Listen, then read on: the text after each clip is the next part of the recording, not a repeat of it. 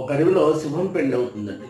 ఆ సింహం ఏం చేసిందంటే ఒక నక్కని పిలిచి కొన్ని కార్డ్స్ ఇచ్చి అడవిలో జంతువులు పిలవమని చెప్పింది.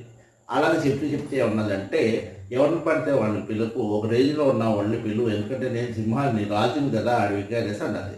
సింహం పెళ్ళి అయితే అవుతుందండి. ఆ పెళ్ళికి అందరూ వచ్చారు. అయితే ఒక ఎలుక మాత్రం డ్యాన్సులు చేసుకుంటూ వస్తుందన్నమాట. ఆ ఎలుక చూసి సింహం కంగారు పడి ఒకసారి నక్కని పిలిచి దీన్ని ఎవరు పిలిచారని అడిగింది. అయ్యో నేను పిల్లలేదండి అనేసి అన్నారనమాట. ఆ తర్వాత అక్కడ ఆ ఎలకతో మాట్లాడే సిచ్యువేషన్ అయితే కాదు, సింహం స్టేజ్ మీద ఉంది కాబట్టి పెళ్ళి అయితే అయిపోయింది. పెళ్ళి అయిపోగానే నక్కని కేకేసి వెళ్ళి ఆ ఎలుకని తీసుకురా అనేసి అన్నదనమాట.